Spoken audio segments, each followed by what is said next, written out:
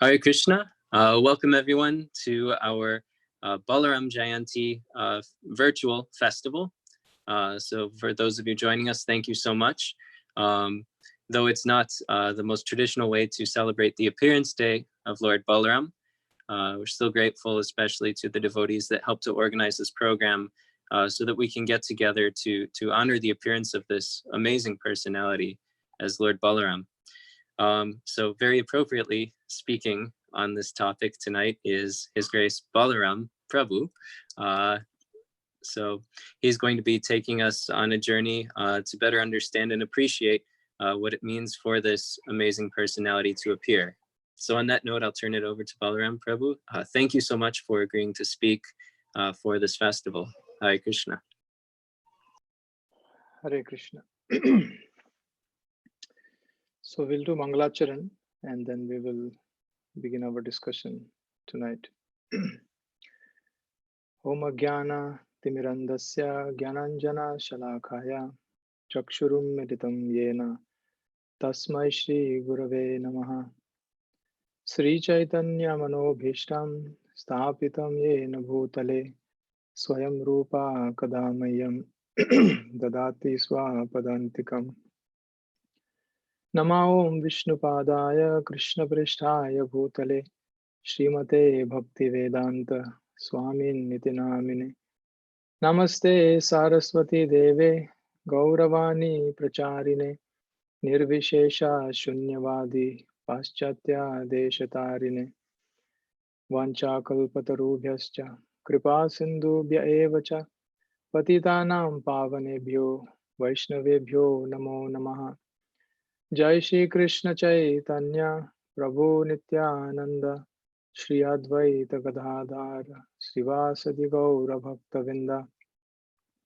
Hare Krishna Krishna Krishna Hare Hare Hare Rama Rama Rama Hare Hare.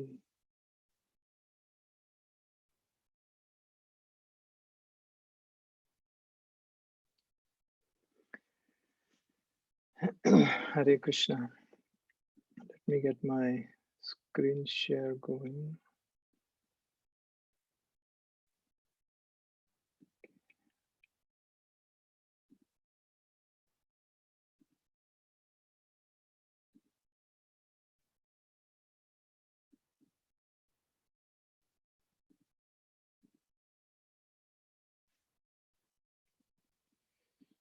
Okay, 1 second.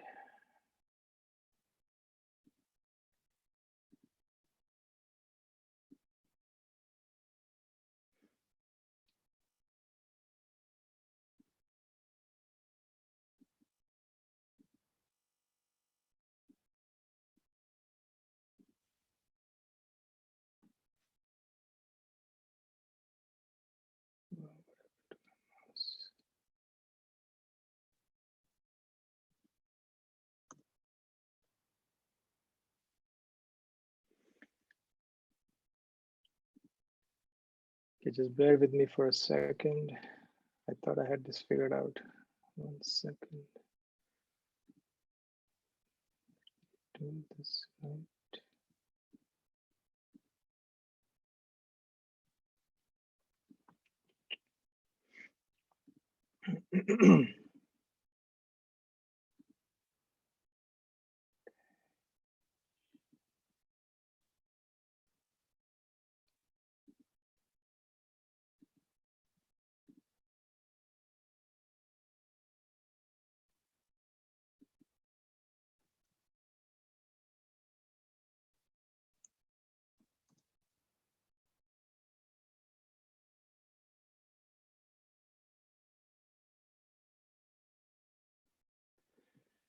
I'm not sure what's going on with my mouse here.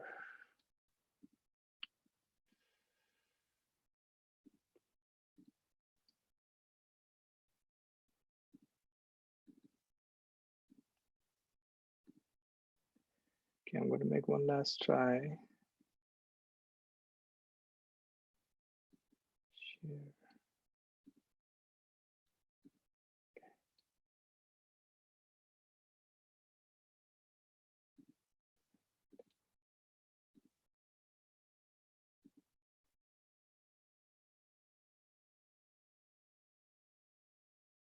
Okay, I hope everybody is able to see my screen.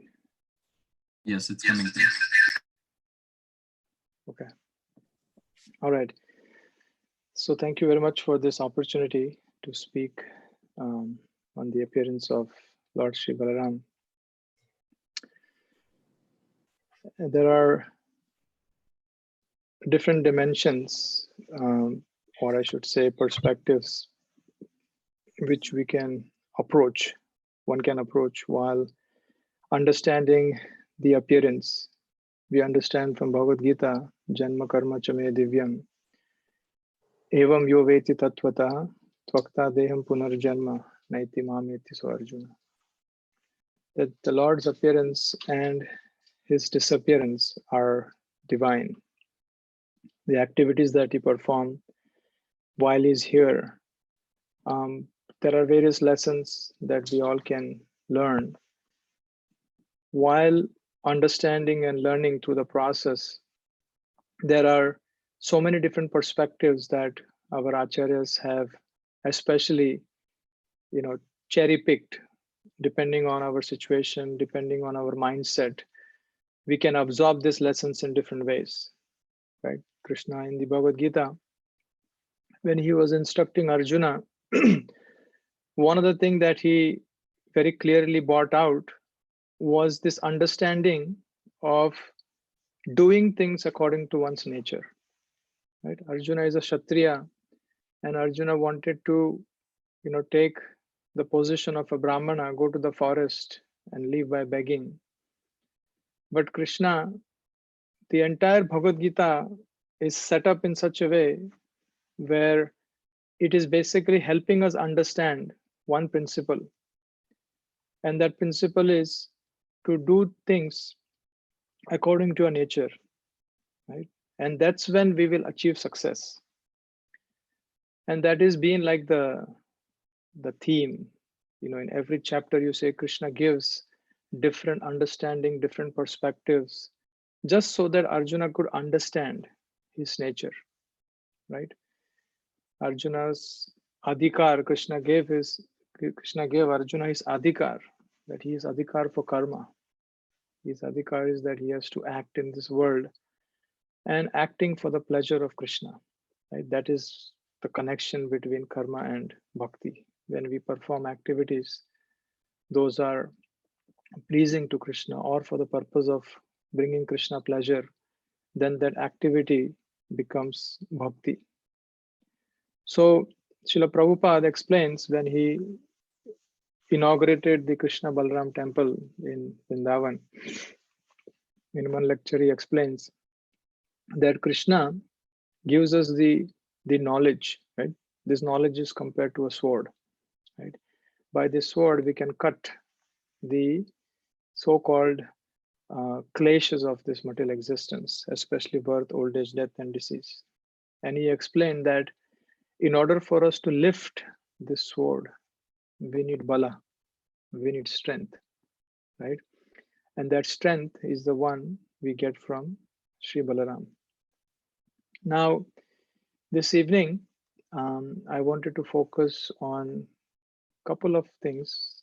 We'll talk briefly about who Balaram is. This is something most of us are aware, but especially on this day, the remembrance of this personality is extremely beneficial. As conditioned souls, we are always looking for what is in it for me, right? What is that I can do? What is that one activity that I can perform that will ultimately give me some pleasure, some joy, right? So today, on this auspicious occasion, we can try to dwell into this subject about Lord Balaram specifically. There is a very important verse in Chaitanya Charitamrit, which has been like my favorite verse for many, many years, because this verse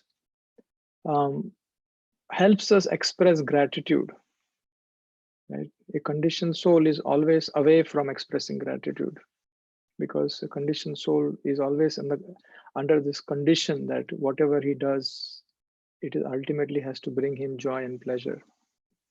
And this verse explains our good fortune. And this verse is so appropriate today because we understand that this personality, Shri Balaram, is none other than the original spiritual master, right? So in Chaitanya Charitamrita, Krishnadas Kaviraj Goswami explains, Brahmanda Brahmite Kono Bhagyavan Jeev, Guru Krishna Prasade Paye Bhakti Lata Bij. Right? Brahmanda Brahmite, while wandering through the universes, right? Unlimited universes, Krishna's creation is unlimited, is so vast. So this verse explains that while wandering, right, while wandering through this universe in seeking pleasure from one species of life to another species of life, right, it says Kono Bhagyavan Jeev. Bhagyavan means somebody who's supremely fortunate, right? One who is supremely fortunate, what happens to that fortunate soul, right? He comes in contact with a representative of Krishna, right? Kono Bhagyavan Jeev, Guru Krishna Prasade Paye Bhakti Lata Bij. So he gets the opportunity or the bija, the seed of bhakti, which is extremely rare, which is so rare that, even the demigods of the heavenly realm, they want to come down and perform devotional service, exclusive devotional service for the pleasure of the Lord. So one meditation for all of us today is to look back, go back in time, how many number of years that is, and think about that devotee who created that good fortune for us, right? That devotee who is also a representative of the Supreme Lord, especially Shri Balaram, he somehow caught hold of us and made us Bhagyavan, right? If that devotee would not have come in contact with us, we would have continued this Brahmanda Brahmite. Life after life, we may be wandering in this universe, right? But that individual devotee, now who knows what that motive of the devotee was? Maybe he's just doing preaching, maybe he's trying to get counts. I made this many devotees. Or he may be genuinely compassionate. Irrespective of what the reason was, that devotee is the one who made us Bhagyavan, right? By connecting us to this glorious Gaudiya Vaishnava Parampara, right? So we can remember that devotee because this devotee is the one by whose grace we are here sitting and celebrating Balaram Jayanti, right? Usually we focus after the fact, right? Most of us are excited to talk about what happened afterwards, right? But this is the point where we became Bhagyavan, this devotee coming and introducing us to the process of bhakti, introducing us to the different spiritual masters within this universe, connecting us with so many wonderful devotees. So this devotee is the prominent personality whom we should focus our mind and spend few minutes profusely expressing gratitude, right? Because this devotee made us Bhagyavan by connecting us to this parampara, right? So who is Shri Balaram? Now, one way to look at is, we can philosophize this in various ways, right? One very simple definition, which Chaitanya Charitamrita explains, that Shri Balaram is nothing but he's the personality who presides over this chit potency, the Shakti. Potency is the Shakti or the energy of the Lord. And what does it mean? It means the potency that provides knowledge about how best to serve Bhagavan Shri Krishna, right? So we are all, as devotees, as sadhakas, we are all in the process of acquiring enough knowledge, right? And by that knowledge, rendering some practical devotional service for the pleasure of the Supreme Lord Shri Krishna. That has been our focus, that is our meditation, right? To the most part. We may have other meditations also, because we are conditioned soul, we are not yet purified. So it is okay. It is okay to have these other desires, right? Because artificially, there is no room for artificiality in spiritual life, right? At the same time, a conditioned soul is always on these two parallel tracks, right? One track is the track of genuinely, sincerely wanting to serve and please Krishna. And at the same time, he's on this other track where he's fighting with his nature. He's habituated because he's been living in this material world for so many lifetimes. So he's conditioned, he's habituated to enjoy his senses, right? So in Bhakti Rasamrita Sindhu, Rupa Goswami explains the definition of Uttama Bhakti. He so beautifully explains he breaks this down into two categories. One is the primary characteristics of bhakti, and then the secondary characteristics of bhakti, right? And usually, as soon as a devotee starts reading that verse, in his mind, the first thought comes is that I'm already disqualified, right? Because the verse begins, Anya abhilashita shunyam, right? Abhilasha, our desires should be shunya, right? Zero desires. Other than what? Other than serving and pleasing Krishna, right? But that is not the correct understanding of this verse, right? Because I mean, lately I've been working with few devotees, and we've been discussing some of the core fundamental principles of devotional service, because it is very, very important for us to always go back to our roots, right? Without proper understanding the roots, no matter how hard we try, we will fall, we'll struggle, right? So in our discussion, this principle has been coming out again and again, right? I have desires. I have desires to please my senses. I have desires. My mind is agitated. My intelligence is always scheming to acquire things for my pleasure.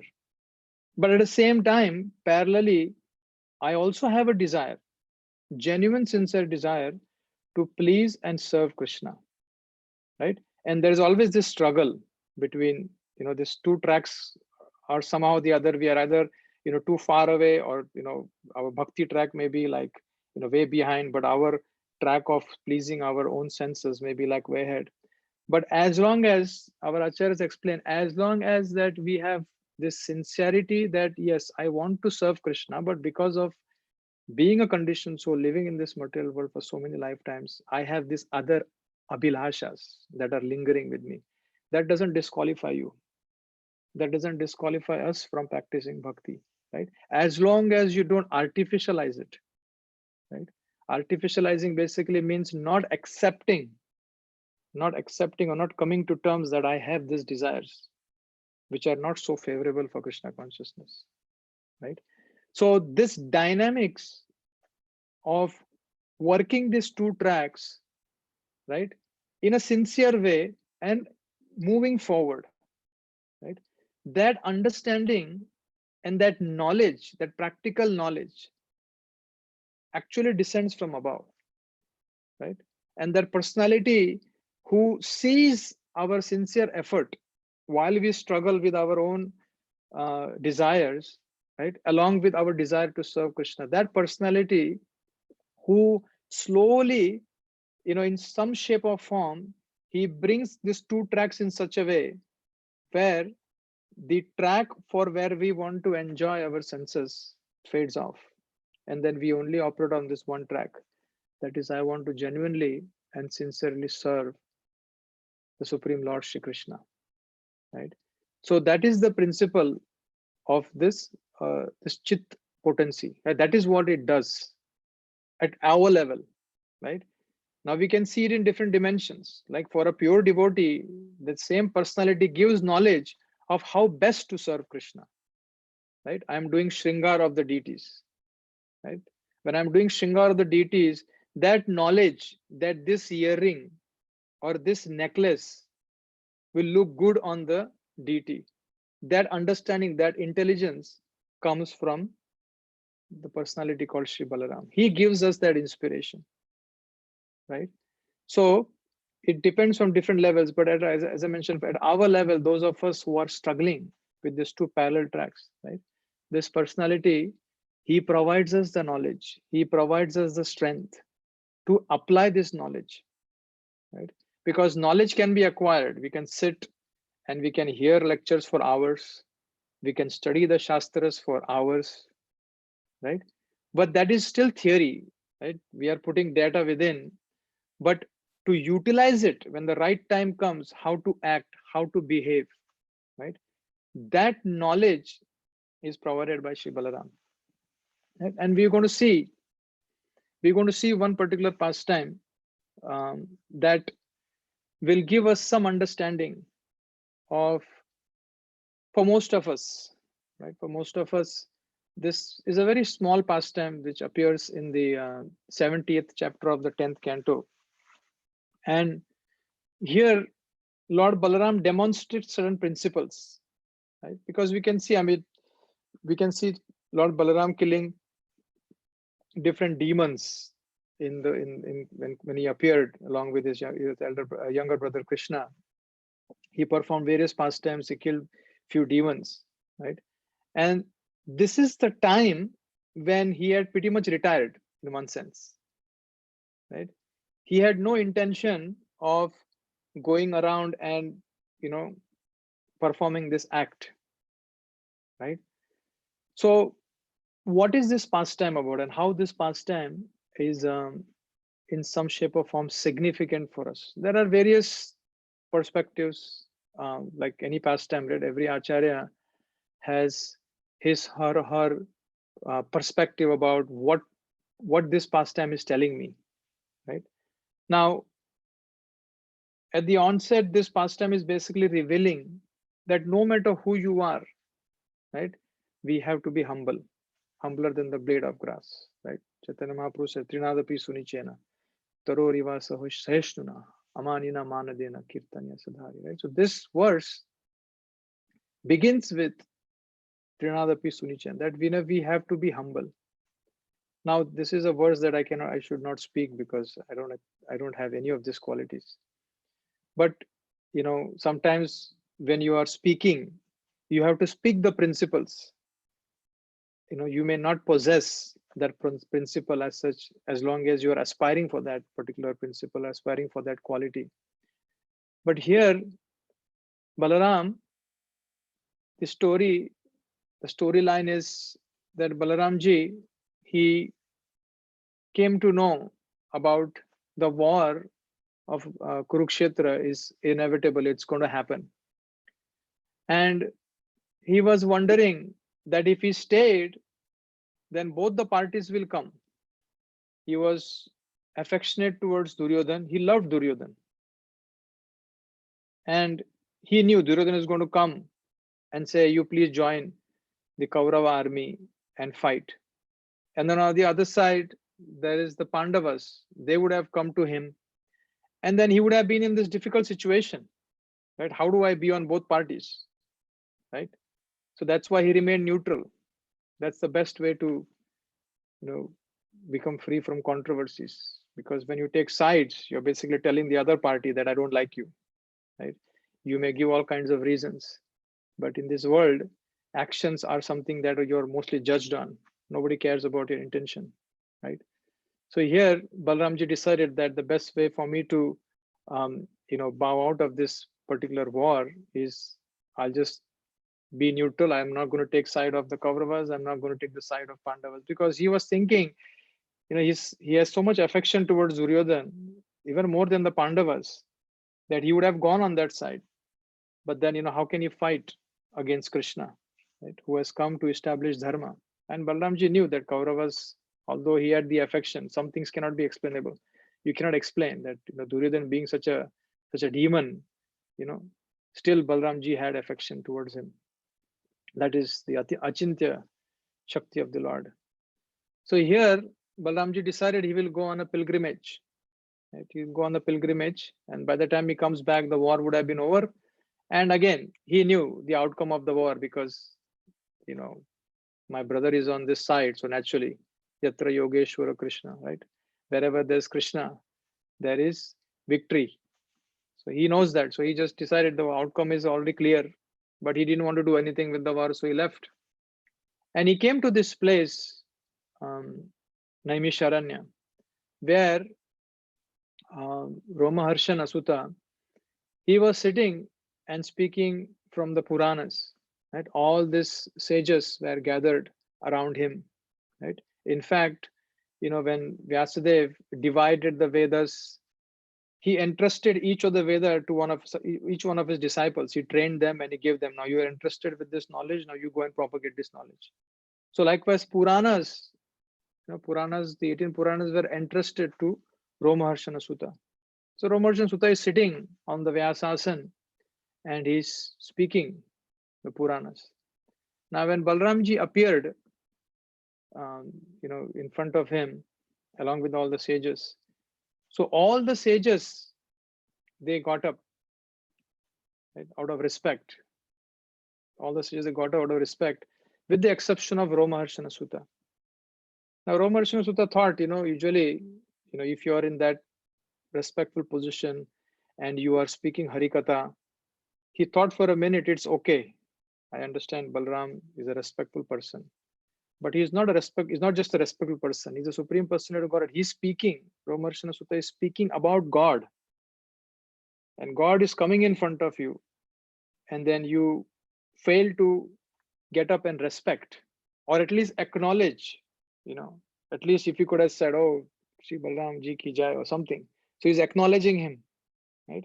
But instead of acknowledging, he did not ignore, but he just did not act, right? Thinking that, it's okay, he's come here, maybe he'll also sit in the audience and I'll speak with the Puranas.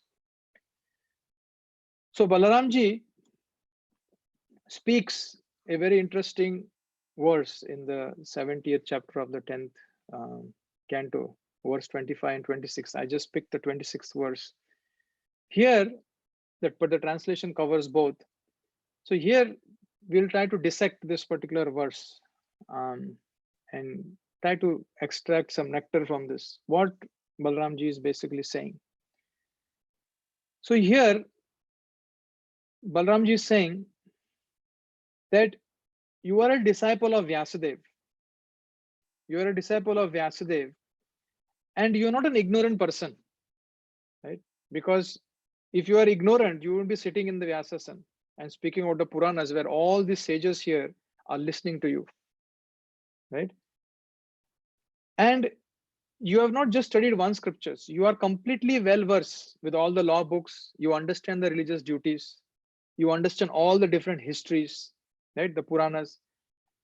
But what is the result of all this study? So Balaram is telling Romaharshana Sutta, what is this study produced? Because when we study something, right, when we study, say for example, like a mundane self-help book, the outcome is that whatever that self-help book is helping you or giving you some instructions, you would want to imbibe and practice and follow it and make that yours, right? So the scriptures are filled with instructions about how to behave properly, how to act properly, right? How to speak properly, how to mold your life in such a way that their life becomes an offering to the Supreme Lord. So all these instructions are there, right? But none of this study of yours, my dear Romaharshana Sutta, has produced any good quality in you, right? Rather, Balramji is saying, rather, your study of scriptures is like an actor studying his part, for he is not self-controlled. Adantasya. He is not self-controlled or humble and vainly presumes himself as a scholarly authority, right? Though he has failed to conquer his own mind. So this is Lord Balaram's analysis of Romaharshana Sutta's misbehavior. Right? Now, this concept of respect, right? This principle of respect is so important, right? We usually, in Lord Chaitanya Mahaprabhu's pastime also we see how when Chaitanya Mahaprabhu, there are so many reasons why Chaitanya Mahaprabhu took sannyas. One of the reason he took sannyas was Chaitanya Mahaprabhu thought at that time sannyasis were given so much respect, right? No matter what Sampradayak sannyasi, at that time the most prominent sannyasis were from Shankara school. So Chaitanya Mahaprabhu thought that if I take sannyas, now nobody is respecting me. People are coming and arguing with me. But if I take sannyas, they will offer respects to me. They will bow down to me. And by that bowing down, they will become liberated. They'll become free from the cycle of birth, old age, death, and disease. So let me take sannyas. But this is one of the reasons Chaitanya Mahaprabhu took sannyas. That way, because of looking at the sannyas cloth, people will, when people see him, they will bow down to him and they will get the benefit of bowing down to the Supreme Personality of Godhead. Right? And we can see in the pastime of Gajendra also, right? In the pastime of Gajendra, same incident happened. In the previous life, Gajendra was the great king Indradumna, right? When he retired from his kingly affairs, he went to the forest, he constructed a small hut, and there he was worshipping Lord Vishnu every day, right? And we understand that one day, Prabhupada explains in one purport that one day Agastya Rishi passes by, right? He passes by, and again the same mistake happened there. Try to understand, he's not an ordinary living entity. He's not an ordinary soul. In the he almost perfected his life. But then this incident happened where he apparently ignores or apparently he fails to respect Agastya Rishi. And Agastya Rishi curses him that you curses him that you should become an elephant in your next life. And that's when Gajendra takes birth, and then we know the whole pastime, right? In the time of difficulty, how he had whatever verses, whatever prayers that he had offered in his previous life, that came to his consciousness at the time of this difficulty. So this principle of offering respect, and in the Bhagavatam, the last verse of Srimad Bhagavatam, right? Most of us talk about the first part, right? Nama Sankirtanam Yasya Sarva Papa Pranashanam, right? We know this verse, right? The by doing Nam Sankirtan, by chanting, by congregation, by coming together and chanting the holy names, right? Sarva Papa Pranashanam. Pranashanam means destroyed, right? All the sins get destroyed when we come together and when we chant the holy name, right? But we glorify this verse, stating that this verse is a conclusion, right? This is the last verse that was recited by Sutta Goswami. This is the conclusion of Srimad Bhagavatam, right? Srimad Bhagavatam is the essence of Srimad Bhagavatam is Nam Sankirtan. But most of us are either we have read it, but we have not paid attention to it, right? What is the next part, right? Pranamo dukkha samanas tam namami harim param, right? Pranamo, right? Offering respects, right? By offering respects to that personality, what happens? Dukkha samanas, that we become free from all misery, we become free from suffering of this world, right? So there is so much importance. Actually, this is the conclusion of Srimad Bhagavatam. Srimad Bhagavatam concludes with this statement that the Sankirtan of the Lord frees us from all sins, and by offering pranam, by offering obeisances, by bowing down to the Supreme Personality of Godhead, our suffering, we become free from suffering. That's such a powerful verse, right? We should meditate on that, because we have so many opportunities in the day. There's so many opportunity in the day where we can just fold our palms and bow our head, right, to the Supreme Personality of Godhead in the form of his Archa Vigraha, right? Or even when we look at nature, right, because this nature is also an energy of the Lord. Just so many opportunities in our heart, we can close, we can close our palms, and then we can remember and bow down, right? We offer prayers to the Lord, right? So here we can see that disrespect, if Romerson Sutta would have just folded his palms, and even if he had bowed down, even for like 1 millisecond, my dear Lord Balaramji, please accept my pranams, right? This incident would never have happened, right? But why he did not do that, that is what Balaram is saying. In this verse, Balaram is pointing that out, that no matter who you are, it is always safe. It is always safe to bow down. It doesn't hurt anything. Only a person with pride, his head is always high up in the sky, right? But a genuine humble person, he doesn't care, whether this person is senior, this person is junior, I'm in front of the Lord, or I'm in front of his devotee, doesn't matter, right? A genuine sadhu, he even bows down to an insignificant ant, understanding that the Paramatma is also in the heart of that living entity, right? So this principle, when I was reading this section this morning, this is something that just came out so loud and clear, that Lord Balaram is chastising. But what was one of the biggest defect he did? Right? Because I was in my own mind thinking, what would have happened? He's sitting there. Vyas Sukadeva Goswami is giving us the description as detailed as possible, like the whole image is in front of us, right? That Balaramji is appearing in that scene. Everybody gets up. That would have been another indication also, right away. Sometimes we look, is anybody getting up? Nobody's getting up. Okay, I'm sitting. But here, everybody, all the sages, they got up, right? They got up unison and they folded their palms, right? Oh, the Supreme Personality of Godhead, Balaram, is appeared, right? So they offer respects. But here, Romarsh and Sutta does not, right? So there are some lessons that we can try to gather from this particular pastime. And this is the most intriguing part, what's going to follow, right? How can somebody do like this, right? Now, Balaramji, as soon as he spoke this verse, he picked up a small blade of grass and he just touched it. He touched it to the head of Romarsh and Sutta and he was dead right there, right? He did not give him a punch, or he did not have a wrestling match with him. Just picked up the grass and he just did his act, right? Because they don't want to waste time in something insignificant as killing somebody, right? But the lessons are something for us to follow through, and that was the first lesson that we talked about, was the respect, the opportunity that we have every day to offer respects. And we have to understand, as much as chanting that we do every day, but this principle of bowing down in front of the Lord is also very, very important. So here, as soon as Balaramji did his act, right, all the sages, knowing well that Lord Balaram is the Supreme Personality of Godhead, they did not all go in unison.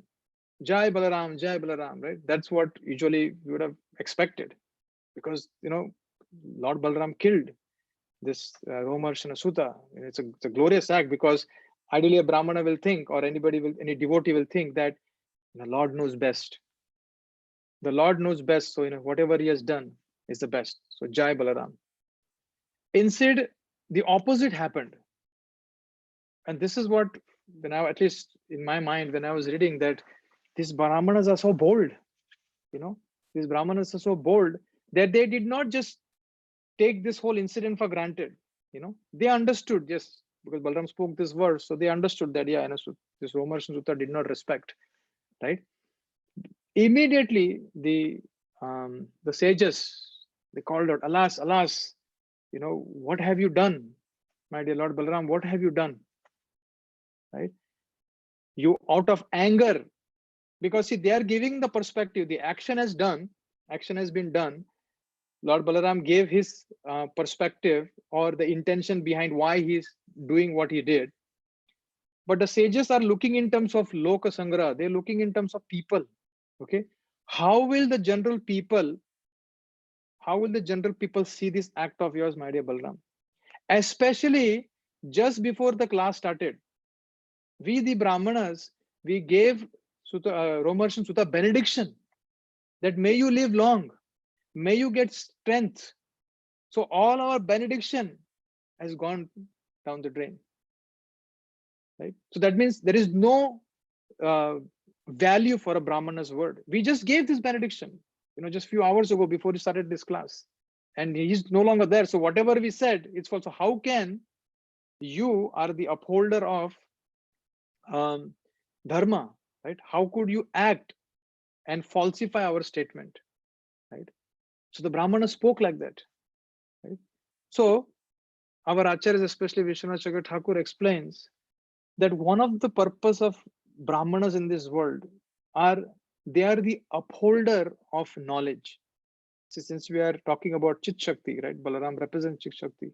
So here the Brahmanas, they are the upholders of knowledge, right? And this knowledge, Krishna has given this knowledge in the scriptures. So these Brahmanas are learned in scriptures. They have applied these teachings and they're living their life according to this teaching. So here they're seeing a discrepancy, right? They are seeing a discrepancy in the way the Lord acted, and they did not keep quiet.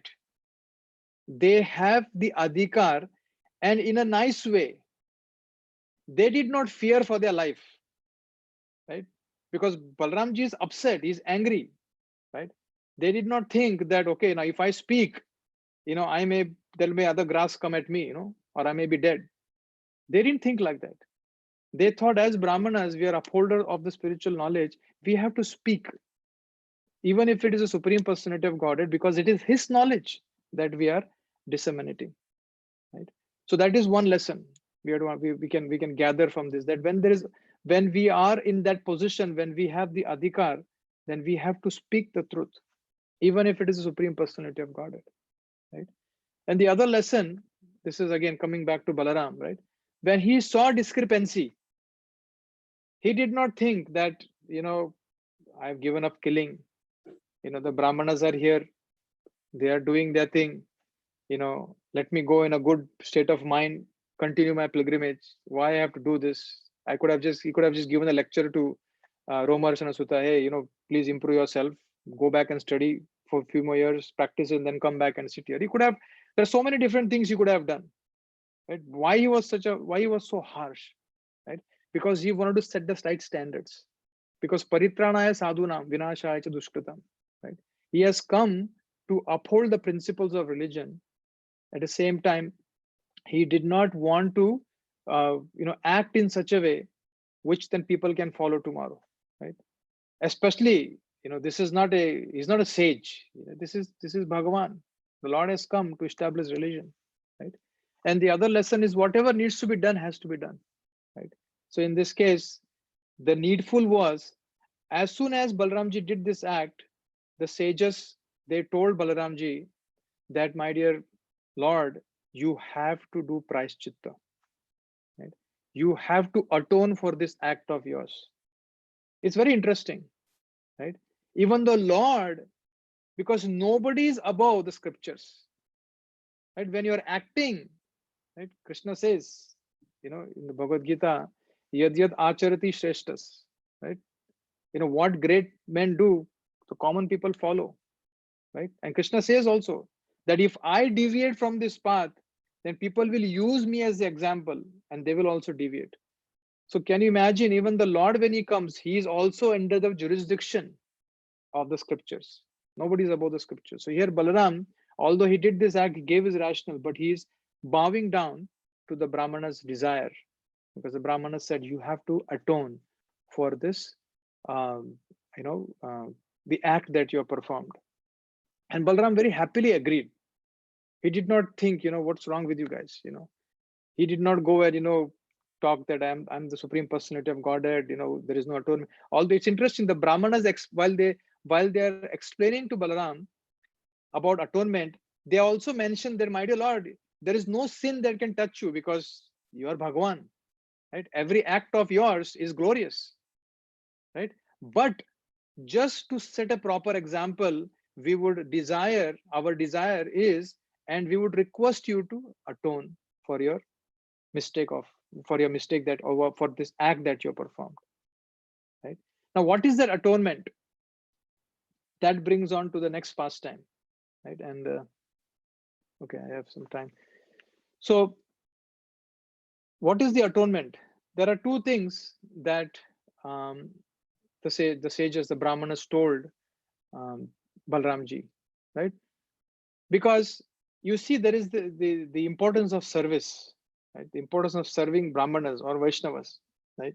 So one way, the first thing they told him was, there are two things they told him. One is that there is this demon, Balvala, who's been disturbing our sacrifice. Along with this brother Ilvala, they come and they are causing a lot of disturbance. And every time when we are doing our fire sacrifice, when we are about to finish the sacrifice, they would come and they would completely mess up, the Yagyashala, and they're causing a lot of disturbance to us. So could you please help us? You please somehow tackle this situation for us. You please destroy this demon Balwala, right? That is that is atonement number one, right? And the second atonement is, please go on pilgrimage, right? Go to the pilgrimage and visit every holy place, and without fail, make sure you take a holy bath in all these holy places. This is Balramji, right? And the Brahmanas are giving him instruction.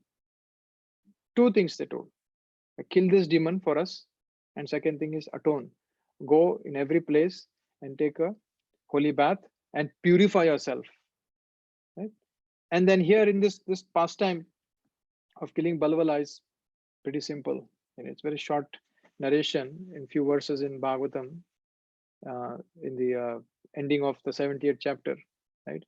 One time this demon, he appears in the scene, and then is a mystical demon, right? So he creates all kinds of illusion to distract Balaram. And at one point of time, Balaram gets very tired or dealing with this demon. So he just throws his plow and then takes his club and then smashes the head of this demon, and he's destroyed, right? Now, at this moment, when this demon is killed, everybody, all the sages go jai, jai, jai, right? Now, they're the same sages, they're not questioning, hey, why have you done this? Because the character of this person, right, in the eyes of general people, he's been a miscreant, right? He's been a miscreant all along. So his fall down or his killing was essential, and that was instructed by the Brahmanas to Lord Balaram. You can see in the painting in the back, their hands are up and they're all happy and they're glorifying the Supreme Lord Shri Balaram for this act of his, right? Versus the previous time, there was no such glorification. In fact, there was a question mark. Why did you act in such a way?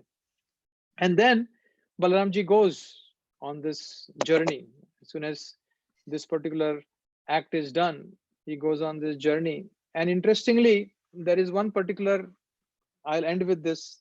There is one particular incident which our acharyas mention or talk about, that he visited all the holy places except one holy place, right? And that place was Jagannath Puri, right? So our acharyas explain that Balramji did not visit, he took a detour, as he was approaching that place, he took a detour and he skipped that place, right? So it is explained that he did not want to see him worshipped, right? Because in Jagannath Puri, Lord Balaram is worshipped along with his sister Subhadra and his elder brother, his brother, younger brother, Krishna, in the form of Jagannath, right? So he did not want him to be seen, in that state, right? So you can see the exhibition of humility of the Lord, right? In this world, Srila Prabhupada explains that everybody wants to be God, right? But here God, he wants to take a very humble and menial position, right? Just to teach us, If God can take that position of, of a humble servant, right? And Balaram, Prabhupada explains, Balaram is the supreme personality of servitor Godhead, right? His mood, his time, his attention is only on one thing, right? How to bring pleasure to the Supreme Lord. Srila Prabhupada explained there is no difference. In Tattva, there is no difference, right? It is Prabhupada explains that Lord Krishna is like dark like the monsoon cloud, and Lord Balaram is as white as the fresh spring cloud. That is the only difference. But in Rasa, when they come together, right, Krishna takes that position of majestic position, and Balaram takes the position of servant, right? So, in conclusion, there are so many different pastimes that we could talk and we can discuss, but sometimes it is easy and it is good to digest, small instructions and meditate on them. And when I was reading this morning, I was going through the different verses, and somehow I thought I want to make I want to make a meditation for the rest of the day. So I just thought about this particular section, about how this whole principle about offering respects, it is so beautiful. And while I was studying it, I came across this last verse of Bhagavatam. It is so beautiful, right? Pranama dukkha samanas tam namami harim param. Right? Just by offering pranams, we can become pranams to the Supreme Personality of Godhead, along with continue to chant the holy name. Right? We can become free from all miseries in this material world. And that is what we are all, in some shape or form, trying as best as we can, right? But along with that, depending on our services, problems don't leave us, right? But we can take shelter of Sri Balaram. And our shelter is, when we ask for mercy, we have to be very specific. Usually devotees beg for mercy. We beg for mercy, and we sometimes even pray that the Lord, you decide what is best for me. That is a nice prayer, right? But we have our own struggles, right? We have our own struggles. We go through so many difficulties. We have so many anarthas that are sitting in our heart, right? So all we are asking, or we should ask Lord Balaram today, is that give me the knowledge by which I can practically demonstrate by my behavior, by my good behavior, and by executing the angas of bhakti nicely, right? That will bring purification to my heart, but at the same time, I can act or I can behave in such a way which can inspire others who are around me, right? Because, we always look upon others for examples, right? And especially in this pandemic, I think we all can, if there's one thing that we can appreciate in this pandemic, is that how desperate we are all for meeting each other, right? Associating with each other. Right? This is something that is so much missed right now. I'm sitting in front of this computer. I cannot experience any devotee around me, right? Other than my family members. But otherwise, we would we would want to be with each other, right? So we can offer this prayer to Shri Balramji, that let us not take the association of sadhus, the association of wonderful devotees lightly, and to give us that understanding, the proper understanding, right? Going back to the roots, proper understanding of how I should perform devotional service that will please you and the representatives who are representing you in this world in the form of our spiritual masters, right? So with that prayer, we can end this day, and we can see, as we progress in our devotional life, as more and more things become clear, it is enlightening. Every day is an enlightening day, if we are properly grounded in our roots, that I am acting, I am behaving for the pleasure of the Lord, irrespective of all these other abhilashas that are constantly haunting me. But I'm going to continue on this path with determination. So Shri Balaramji, please bless me to carry out the instructions that you are giving in the scriptures for a higher purpose, at the same time inspiring those who are around me. So I'll stop here. I'm not sure if there is chance for any questions, or what is the next program. Hare Krishna, Balaram Prabhu. So thank you so much for that class. I just want to invite everybody who is either in the Zoom call or on YouTube to please submit any questions you may have. We still have a couple of minutes.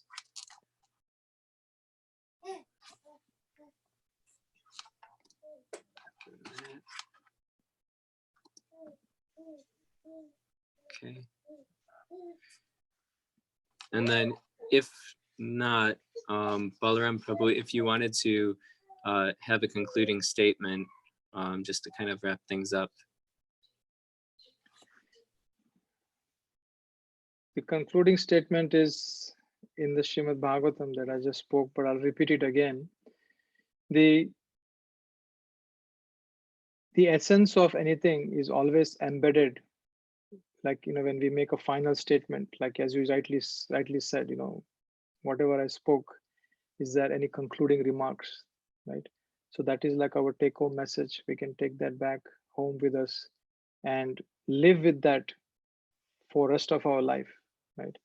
And that is this Srimad Bhagavatam's words, right? Nama Sankirtanam, continue to chant the holy name with the proper understanding, and pranama, right? Offering respects, offering pranams to the Supreme Lord as much as we can, right?